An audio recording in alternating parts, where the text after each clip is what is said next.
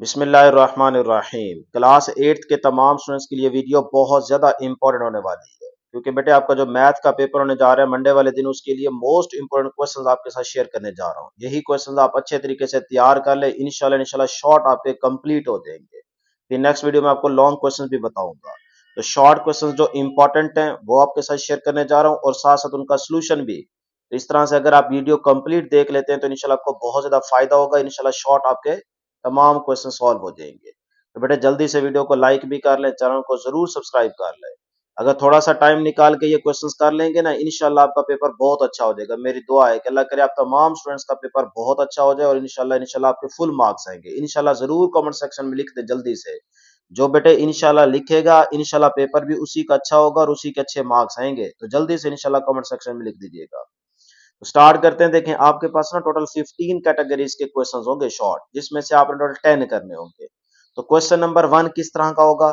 इसमें सबसे पहले देखें, कहते हैं रिप्रेजेंट अ नंबर लाइन, यानी कि कोई आपको एक अदद दिया जाएगा, कीमत दी जाएगी, उसको आपने एक नंबर लाइन पे रिप्रेजेंट करना होगा। उर्दू और इंग्लिश दोनों जो स्टूडेंट्स हैं वो यहाँ पे तवज्जो देंगे। मैं कुछ क्वेश्चंस आपको इंग्लिश में भी और उर्दू में भी सॉल्व कराता जाऊंगा, ठीक है। अब जैसे यहाँ पे देखें, पार्ट नंबर 1 में अदद है जी आपके पास 1/3। अब इसको वो कहता है अददी खत पर जाहिर कर रहे हैं, यानी कि एक नंबर लाइन पे इस नंबर को आपने क्या करना है, रिप्रेजेंट करना है, जाहिर करना है। तो बहुत ही आसान है। देखें, आपने इस तरह से ना एक स्केल के तहत हॉरिजॉन्टल लाइन लगा लेनी है, और यहाँ पे नंबर मेंशन कर दें। अब जीरो के, यानी कि जीरो को मिड में, जीरो की राइट साइड पे पॉजिटिव नंबर और लेफ्ट साइड पे नेगेटिव नंबर मेंशन कर दें। अब आपके पास देखें क्या है, 1/3। तो 1/3 का बेटे आंसर क्या आएगा? इसको आप इस तरह से तकसीम करेंगे, क्योंकि कैलकुलेटर तो आपके पास होगा नहीं। तो 1 को अंदर रखा, 3 को बाहर रखा। अब आप देखें कि ये आपके पास आ जाएगा जी पॉइंट, फिर उसके बाद पॉइंट की जगह यहाँ पे आ जाएगा 0। तो 3 3 दा 9, फिर रिमेनिंग 1 बचेगा। अब ये मतलब 0.3 आता है, सही है। तो जीरो के बिल्कुल करीब करीब यहाँ पे मिड में 0.5 होगा, तो उससे पीछे यहाँ पे होगा 0.3। तो इस तरह से यहाँ पे आपने एक छोटा सा से एरो लगा देना है, या फिर आप यहाँ पे एक छोटा सा डॉट भी लगा सकते हो। तो यहाँ पे लिख दें आप 1/3। तो ये जो अदद था उसको हमने इस नंबर लाइन के ऊपर जाहिर कर दिया है। तो इस तरह से एरो भी लगा सकते हो। बस ये आपके पास सोल्यूशन है। तो इस कैटेगरी का आपके पास सवाल आएगा शॉर्ट में। उसके बाद इस तरह का भी आ सकता है, जैसे देखिए 21/4 हो, या फिर -21/4 हो। वैल्यू डिफरेंट हो सकती है बेटे, ठीक है, लेकिन ज्यादातर चांसेस यही है कि भाई इन्हीं वैल्यूज के साथ ही आपके पेपर में क्वेश्चन आएंगे। अब 21/4 है, इसको भी आप पहले तकसीम करेंगे। तो मैं इसको साइड पे यहाँ पे कर लेता हूँ। ये देखें, 21 को अंदर रखा, बाहर 4 लिया। अब 4 5 तो 20 हो जाएगा। तो 21 माइनस 20, तो पीछे क्या बचेगा बेटे, 1। अब यहाँ पे 1 देखें 4 से छोटा है, तो पॉइंट लगाएंगे, इशारे लगा के फिर आप नीचे 0 लगा देंगे। तो 10 बन गया, तो 4 2 दा 8 बन जाएगा। फिर रिमेनिंग यहाँ पे 2 बचेगा, फिर आप 0 लगाएंगे, तो 4 5 था 20। ये तकसीम हो गया, तो आंसर आया 5.25। सही है। अब देखें 5 लास्ट में है, आगे इवन नंबर है, तो यहाँ पे राउंड ऑफ नहीं होगा, तो यही 5.25 ही रहेगा, ठीक है, यही वैल्यू रहेगी। इसको 5.3 नहीं करना। तो 5.25 बन गया। अब इसको आप नंबर लाइन पे रिप्रेजेंट करेंगे।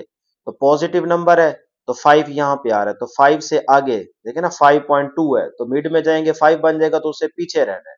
तो 5.25 तकरीबन यहाँ पे है। तो यहाँ पे आप इस तरह से एरो लगा देंगे, और यहाँ लिख दें 21/4 की ये हमने अदद को नंबर लाइन पे शो कर दिया। तो ये आपके पास क्या है जी, आंसर है। कोई मुश्किल काम नहीं है, थोड़ी सी देर तवज्जो दें, इंशाल्लाह ऐसे समझें कि आपका पूरा मैथ हम आपको रिवाइज करवा देंगे, तैयारी आपकी हो जाएगी। अब इसके बाद ऐसे 36/7 आ जाए। अब इसको कैसे रिप्रेजेंट करेंगे, वही तरीका। 36 को अंदर रखें, बाहर 7 लें, उसको आप तकसीम कर लें इस तरह से, क्योंकि कैलकुलेटर आपके पास नहीं होगा बेटे। तो अब यहाँ पे भी आंसर आपके पास आता है 5.14। तो ये भी राउंड ऑफ नहीं होगा, इसीलिए आप 5 से थोड़ा सा आगे यहाँ पे आपने 36/7 को रिप्रेजेंट कर देना। तो ये नंबर भी आपने नंबर लाइन पे जाहिर कर दिया। ये एक कैटेगरी थी, ठीक है। इस कैटेगरी का क्वेश्चन आपके पेपर में जरूर आएगा। अब जो भी नंबर आए, आप उसको आसानी से नंबर लाइन पे जाहिर कर सकते हैं। होगी जी प्रैक्टिस। अब आ जाए क्वेश्चन नंबर 2। ये किस कैटेगरी का होगा? इसमें आपको कहता है जी, नातिक अदद जैसे 25/29 है, वो 4 हिस्सों तक महदूद करे। यानी कि आपके पास ये नंबर है, इसको आपने राउंड ऑफ करना है। रैशनल नंबर है ना, p/q की फॉर्म में बेटे। तो p/q की फॉर्म में जो भी नंबर होगा उसको हम रैशनल नंबर कहते हैं। तो अब इसको वो कहते हैं जी आपने 4 हिस्सों तक महदूद करना है, मतलब राउंड ऑफ करना है। तो हम पहले इसको इशारिया में लेके आते हैं, तो इसको तक अंदर रखिए, इसको बाहर तकसीम करें, आपके पास आता है 0.862068 समथिंग आगे, ठीक है। अब आप इसको राउंड ऑफ करें, लेकिन 4 हिस्सों तक, मतलब इशारिया के बाद 4 डिजिट्स तक आपने अपने आंसर को रखना है। बेटे बात पूरी गौर से तवज्जो से सुनिएगा तो आपको समझ आ जाएगी, सही है। तो अब ये आपके पास वैल्यू, इसको राउंड ऑफ करें। राउंड ऑफ करते हैं जी, देखें एंड पे क्या है 8, 5 से बड़ा नंबर है, निशानी याद रखें। अगर 5 से बड़ा नंबर हो तो एक ऑटोमेटिकली आगे बढ़ जाता है। अगर 5 नंबर हो लास्ट में तो फिर आगे देखा जाता है कि नंबर इवन है या ऑड है। ऑड हो तो आगे बढ़ जाता है, इवन हो तो फिर नहीं ऐड होता, सही है। और अगर 5 से छोटा हो तो फिर ऐड होता ही नहीं है, फिर वही आपका आंसर होता है। अब लास्ट में देखो 5 से बड़ा नंबर है, लिहाजा एक आगे शिफ्ट हो जाएगा तो 7 बन जाएगा। अब 7 भी क्या है 5 से ग्रेटर, तो एक और आगे शिफ्ट हो जाएगा, तो यहाँ पे क्या बन जाएगा 1 बन जाएगा।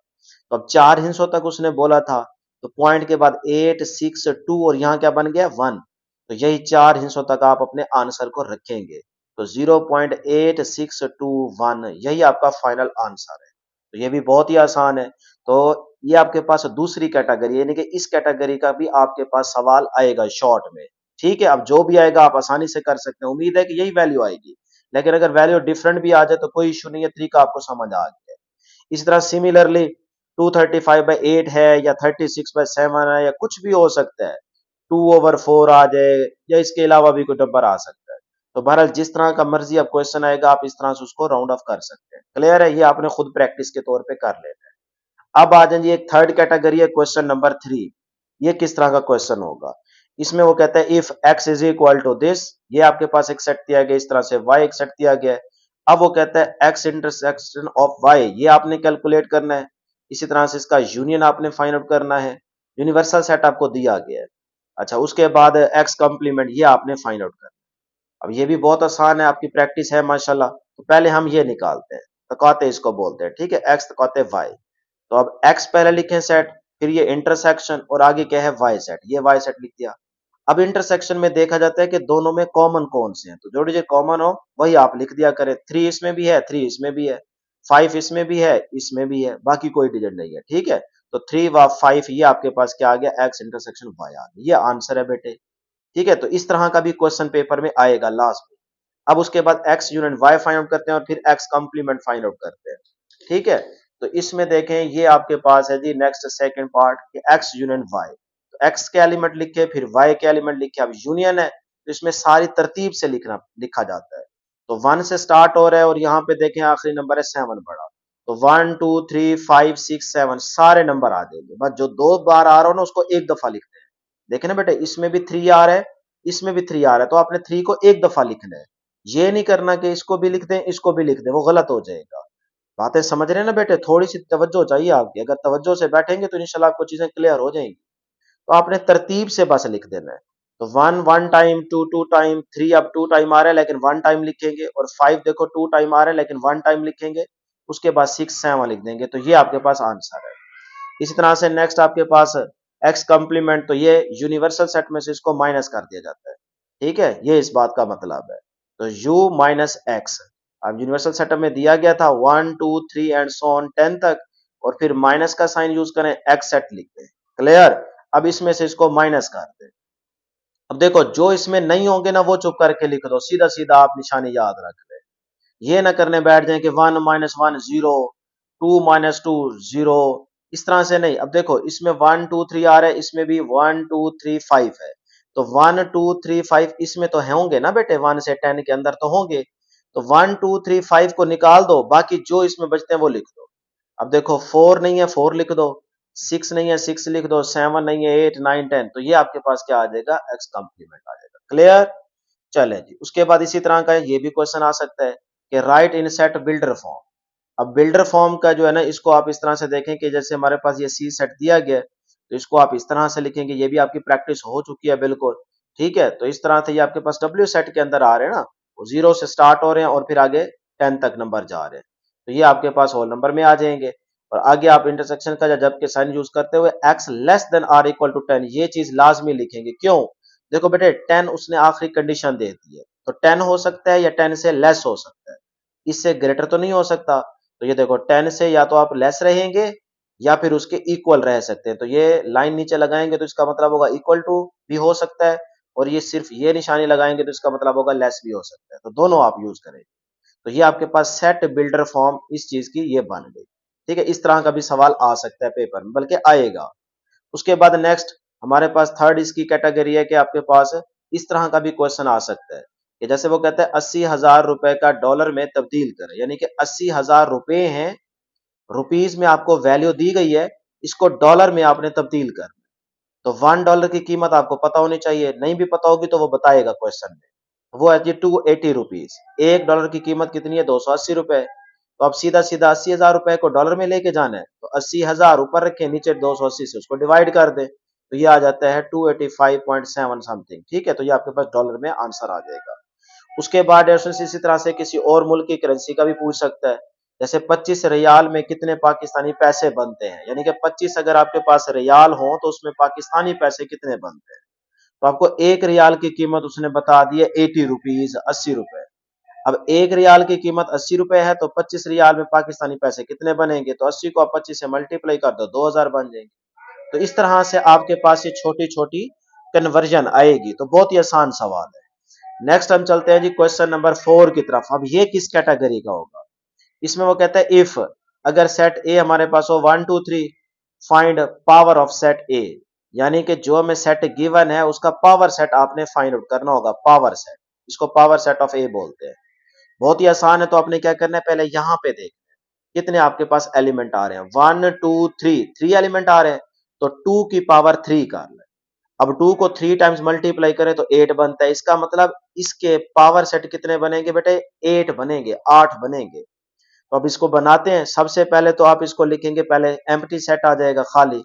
खाली सेट को आप इस तरह से भी लिख सकते हो या फिर इस तरह से सिर्फ ब्रैकेट भी यूज कर सकते हो। तो ये पहला सेट आ जाएगा। फिर एक 1 एलिमेंट ले लें, फिर 2 को अलग लें, फिर 3 को अलग लें, तो 4 बन गए।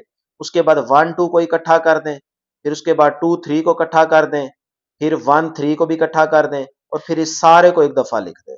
तो अब देखें, इसके स्टार्ट में भी ब्रैकेट लगाएंगे, जब भी आपके पास पावर सेट की बात करें तो स्टार्ट से ब्रैकेट आपने लगानी है, और एंड पे भी एक ब्रैकेट करली ब्रैकेट यूज करनी है। अब ये आपके पास प्रॉपर आंसर है। तो देखिए कितने सेट बन गए जी, 8 बनते हैं, 1 2 3 4 5 6 7 8, 8 बन गए ना। तो इस तरह से ये तरीका है इसको सॉल्व करने का। अगर आप डायरेक्ट बनाएंगे ना तो हो सकता है कुछ आप भूल जाए, 1 2 या 2 3 या 1 3, तो पहले ये चीज बना लिया करेंगे, जितने एलिमेंट है ना वो आप 2 की पावर लेके देख लिया करें कि भी क्या नंबर आ रहा है, जो नंबर है उतने आपके पास सेट बनने चाहिए।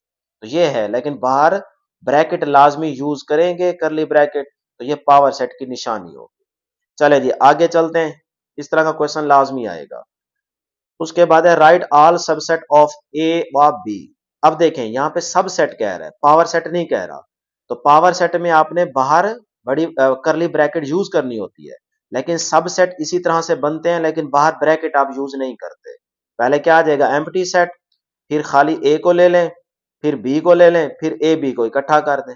बस ये आपके पास क्या है, आंसर। अब देखो इसके स्टार्ट में और एंड पे आपने यहाँ पे ब्रैकेट यूज नहीं करनी, क्योंकि सब सेट में ब्रैकेट यूज नहीं करते। बस इस सेट के ये सारे के हैं सब सेट है। बात समझ आ गई। तो ये बहुत ही आसान है बेटे, एक दफा आप इन क्वेश्चंस को गौर से इसी तरह देखते जाए, इंशाल्लाह तैयारी आपकी हो जाएगी, कोई मुश्किल काम नहीं है। अब आ जाए जी इसका थर्ड टाइप, आपके पास इस तरह का भी क्वेश्चन आ सकता है, जैसे -1 व 1 है, वो कहते हैं इसके तहती सेट मालूम करें। तो कोई मुश्किल काम नहीं है, इसको पहले आप लेट कर लेते हैं, ए या बी या यू जो भी नाम देना चाहें दे सकते हैं। तो मैंने यहाँ पे लिख दिया है कि लेट करें ये बी, सेट बी है। अब इसका भी वही तरीका है, एक दफा खाली सेट आ जाएगा, फिर -1, फिर +1, फिर इन दोनों को इकट्ठा कर देंगे, तो ये इसके तहत ही सेट है। ठीक है जी, ये आपके पास आंसर है।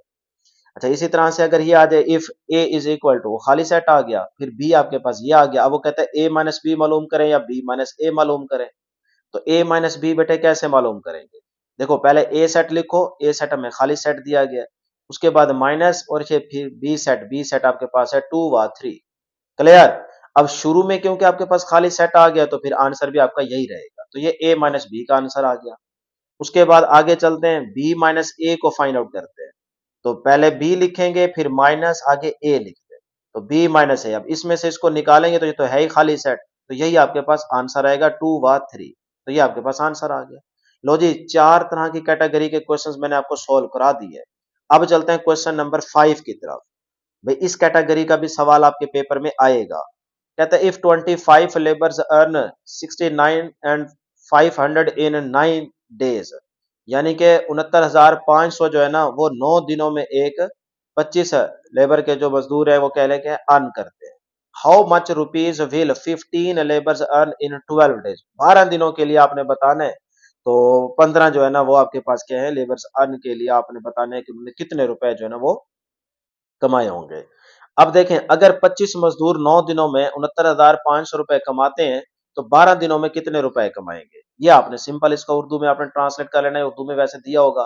तो अब आपको समझ आ जानी चाहिए बेटे। इसमें ना कुछ बच्चों को थोड़ा सा प्रॉब्लम होती है कि उनको एरो की समझ नहीं आती कि भाई एरो ऊपर लगाने हैं नीचे लगाने हैं क्या करना है, वो गलती कर बैठते हैं। आपने थोड़ी सी तवज्जो देनी है, इंशाल्लाह आपको समझ आ जाएगी।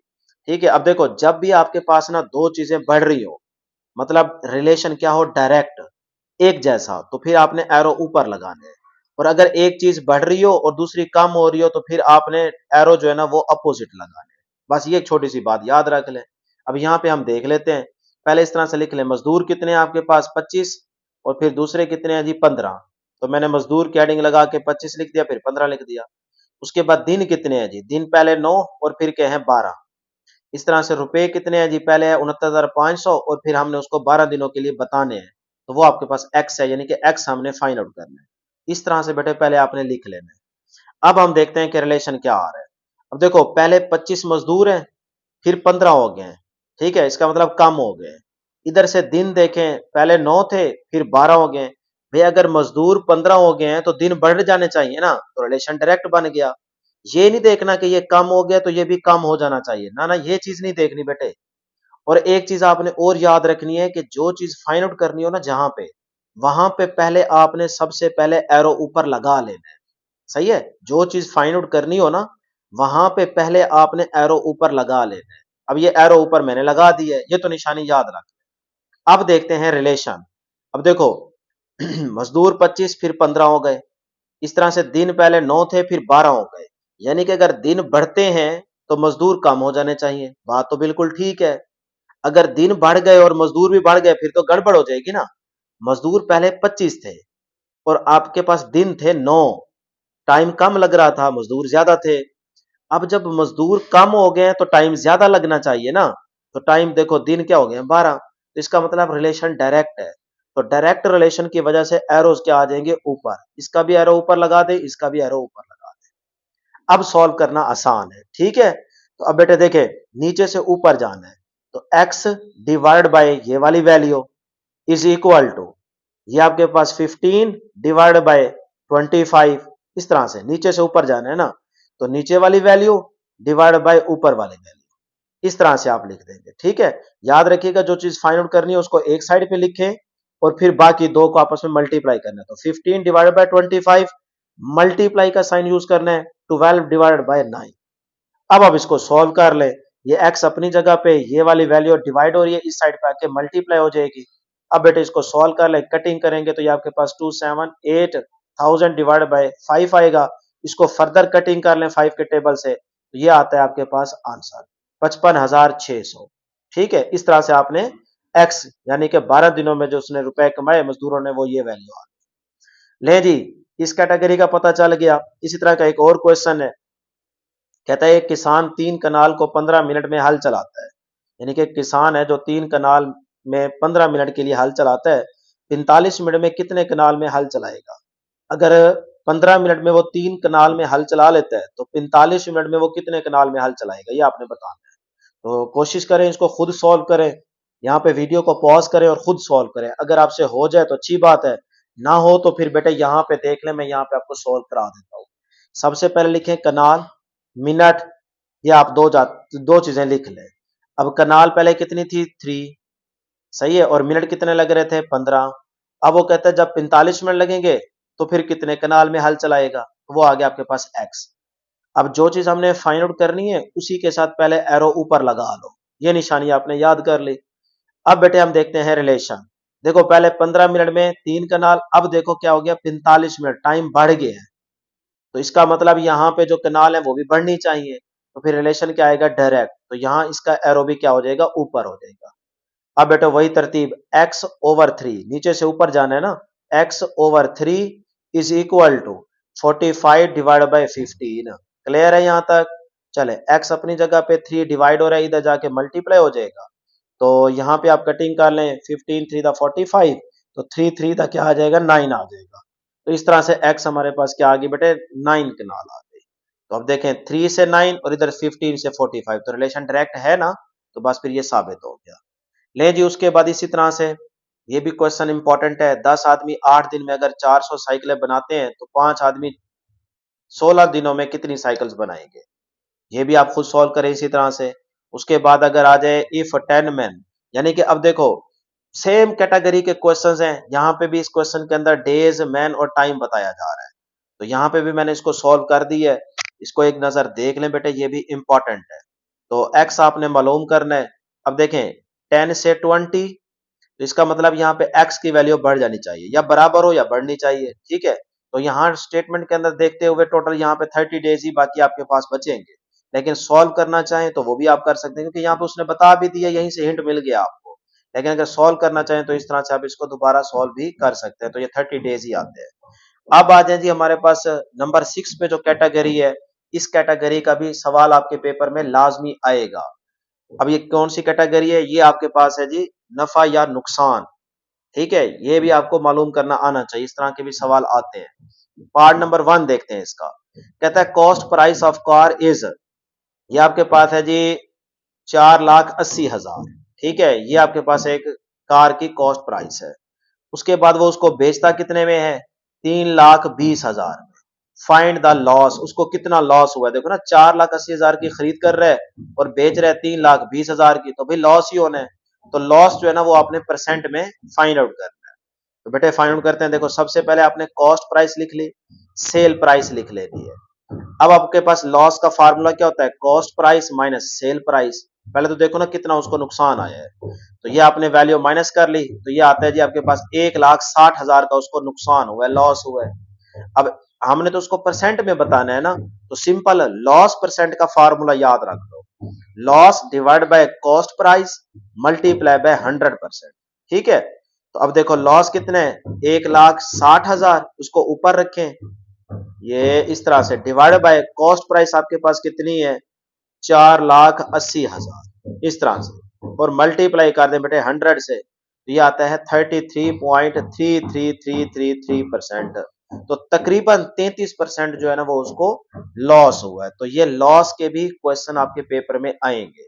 इसी के साथ साथ अगर फायदे के आ जाए, नफा के आ जाए, तो उसके लिए भी आपने फार्मूला याद रख लेना है। यहाँ पे ये देखें जी, अगर फायदा भी इसी तरह से फाइंड आउट करेंगे, तो फायदा इज इक्वल टू नफा, यानी कि फायदा डिवाइड बाय कीमत खरीद मल्टीप्लाई 100। बस ये फार्मूला आपको समझ आ जाना चाहिए। फार्मूला याद रखें, जब भी इस तरह का सवाल आएगा तो आप उसका फायदा भी निकाल सकते हो, ठीक है बेटे। तो लॉस का भी सवाल आ सकता है, फायदे का भी आ सकता है, तो मैंने दोनों आपको बता दी है, बहुत ही आसान है। कीमत चेंज हो सकती है लेकिन तरीका यही होगा। तो इस कैटेगरी का भी सवाल आपके पेपर में लाजमी आएगा, इंशाल्लाह आपका हो जाएगा। क्लियर है जी यहाँ तक? किसी स्टूडेंट को यहाँ पे कोई प्रॉब्लम है तो बेटे बताएं, प्रॉब्लम होनी नहीं चाहिए। चलें आगे बढ़ते हैं बेटे, क्वेश्चन नंबर 7।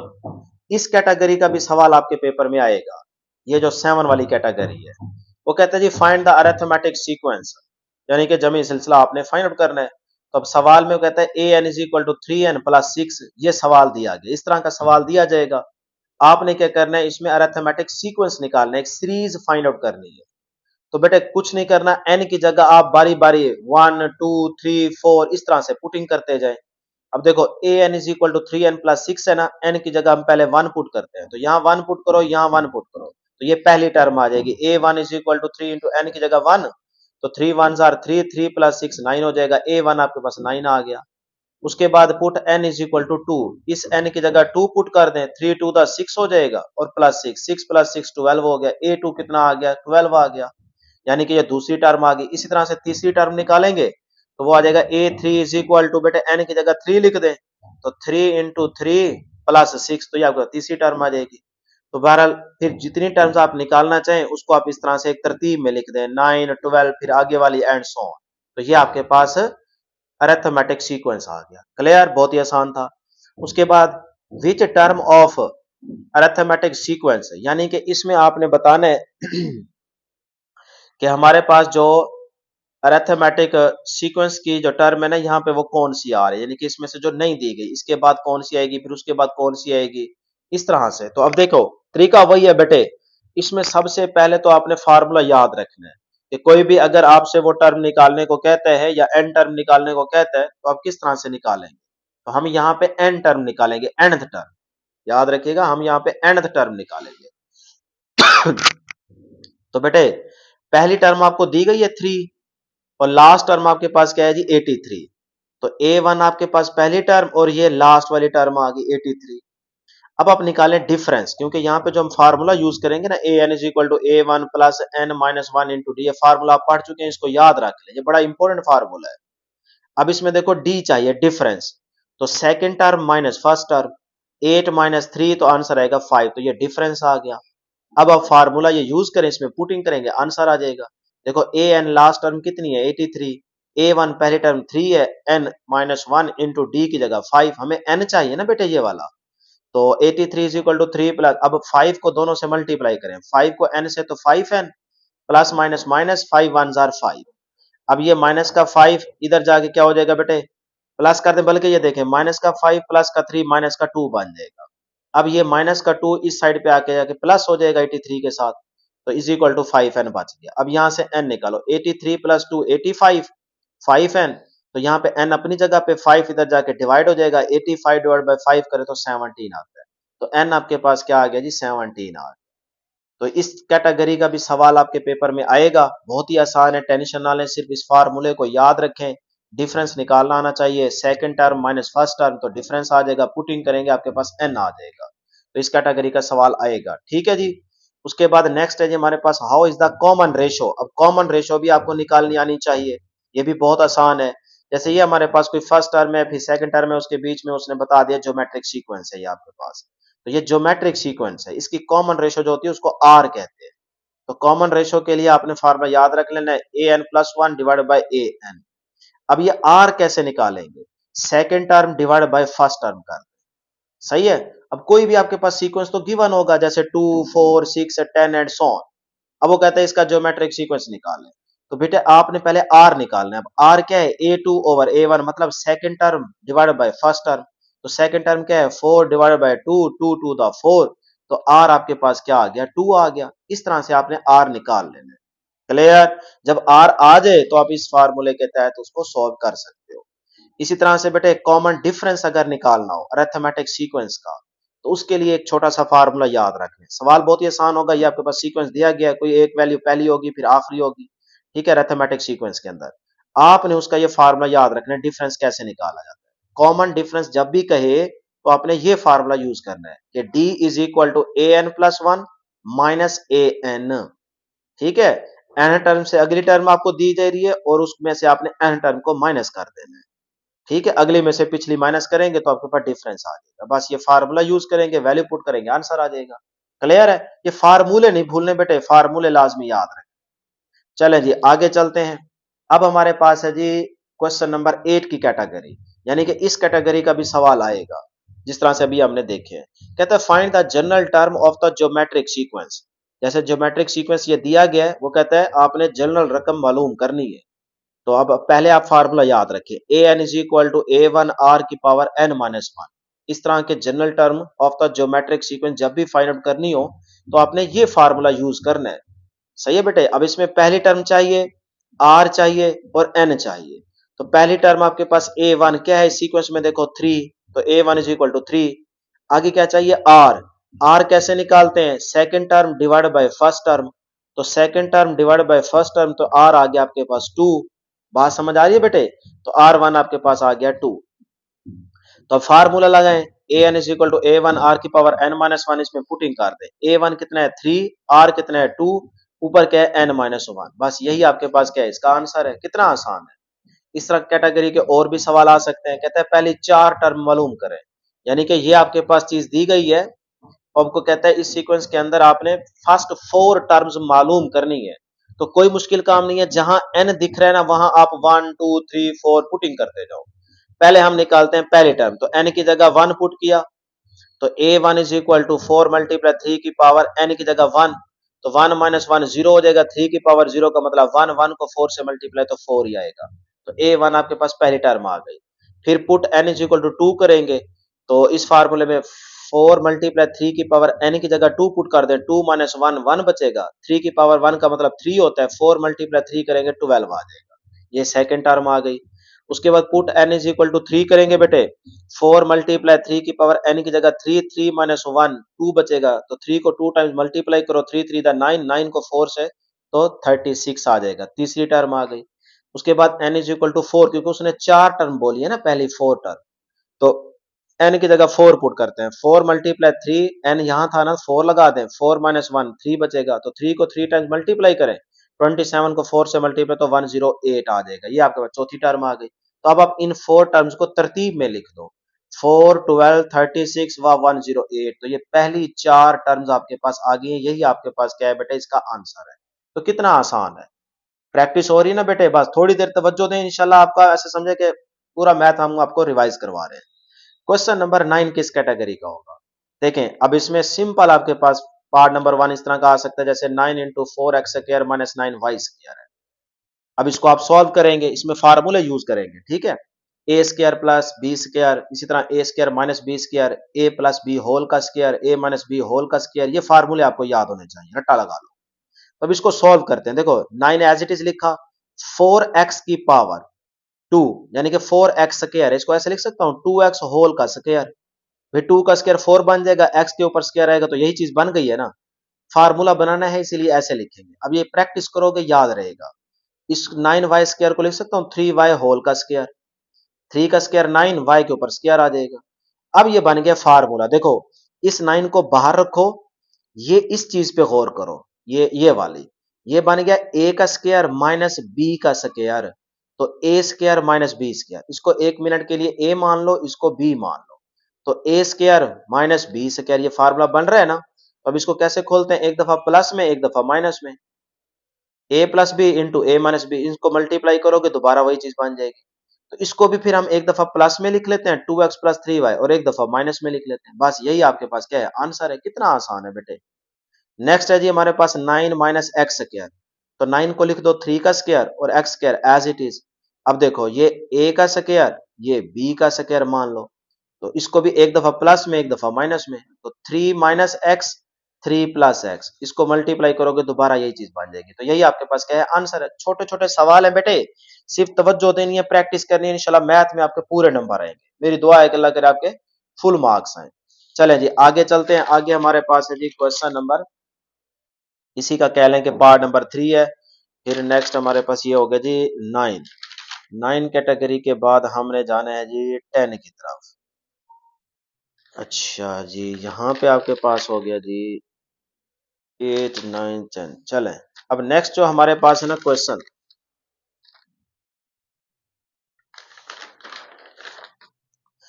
इसी का पार्ट 3 है, इस तरह का भी आ सकता है, जैसे जी 8x का cube y plus 8x square y square plus 2x y की क्यूब। अब इसको भी सॉल्व करें। पहले इसमें देखें कोई चीज कॉमन तो नहीं आ रही बेटे, पहले इसमें आपने देखना है कोई चीज कॉमन तो नहीं आ रही। अब इसमें देखें आपके पास जो है ना 2xy हर एक में है, 2 इसमें भी है, इसमें भी है, इसमें भी है, x इसमें भी है, इसमें भी है, इसमें भी है, y इसमें भी है, इसमें भी है, इसमें भी है, तो 2xy कॉमन ले लें। यहाँ अंदर बचेगा 4x स्क्वायर, यहाँ से बचेगा 4xy और यहाँ से बचेगा सिर्फ y स्क्वायर। क्लियर। अब इसको फार्मूला बना लेते हैं, ये तो एज इट इज रहेगा। इधर देखो 4x स्क्वायर को लिखेंगे 2x होल का स्क्वायर, 4xy को लिख दे बेटे 2 इंटू 2x इंटू वाई, और y square as it is. ठीक है, अब देखो ना 2 टू द 4 4xy बन जाएगा ना, इसको ऐसे लिख लेना है। ऐसे लिखने का फायदा ये होगा कि ये फार्मूला क्लोज हो जाएगा। अब देखो 2xy एज इट इज लिखा रहने दें, इस चीज पे गौर करें, इस चीज पे गौर करें, ये फार्मूला बन रहा है, क्लोज हो रहा है। देखो ए स्क्वायर प्लस 2ab प्लस बी स्क्वायर किसके बराबर होता है, ए प्लस बी होल का स्क्वायर, यही होता है ना। तो इधर देखो इसको ए मानो, इसको बी मानो, तो A square plus B square plus 2ab, ये ए है ये बी है, तो A square plus B square plus 2ab बन रहा है ना यही फार्मूला। तो बस इसको भी क्लोज कर दो, ये आपका ए है, ये आपका बी है। तो ये देखो ए प्लस बी होल का स्क्वायर, ओपन करेंगे ए स्क्वायर प्लस बी का स्क्वायर प्लस 2ab, फार्मूला वही बन गया ना। तो इस पूरे फार्मूले को आपने इस तरह से क्लोज कर दिया जैसे ये फार्मूला दिया हुआ है। तो जब आप क्लोज करेंगे तो यही आपके पास आंसर है। ये भी बहुत आसान है। और उसके बाद इस तरह से बेटे वस्तैन और तरफैन का हासिल ज़रब, इसका भी सवाल आएगा आपके पेपर में। छोड़ना चाहेंगे तो छोड़ देंगे, ऑप्शन में चॉइस में सॉल्व करेंगे तो बहुत अच्छी बात है। अब इसमें देखें आपके पास जो है ना, ये है जी 8:p, पी आपने यहाँ पे फाइंड आउट करना है। और इस तरह से यहाँ पे क्या है 4:6 है। तो अब आपके पास वस्तैन का जो हासिल ज़रब होता है ना, ये अंदर वाला होता है, और जो तरफैन का होता है ये बाहर वाला होता है।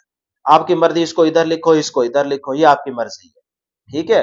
तो अब बेटे यहां पे देखें वस्तैन क्या है p मल्टीप्लाई 4, तरफैन का हासिल ज़रब क्या आ जाएगा 8 मल्टीप्लाई बाय 6, ये बाहर वाला। तो अब आप यहां से p निकालो, p अपनी जगह पे, 4 इधर जाके क्या हो जाएगा डिवाइड, तो 48 डिवाइड बाय 4, तो आंसर क्या आएगा 12। तो ये आपके पास आंसर आ गया। इस तरह नेक्स्ट हमारे पास नंबर 5 वाला पार्ट है 2x माइनस 3y, और दूसरी आपके पास है जी 7x प्लस 9y। इन दोनों को जमा करें तो 7 प्लस 2 9x, और प्लस का 9 माइनस का 3, तो ये प्लस का 6y, ये आपके पास आंसर आ गया। इसके बाद इस कैटेगरी का भी सवाल आ सकता है, जैसे वो कहता है x प्लस 1 ओवर एक्स 3 के बराबर है, find x square plus 1 over x square आपने फाइंड आउट करना है। तो सबसे पहले तो ये जो चीज दी गई है ना इसको लिखें, अब इसको हमने ये चीज बना के फाइंड आउट कर लेना है।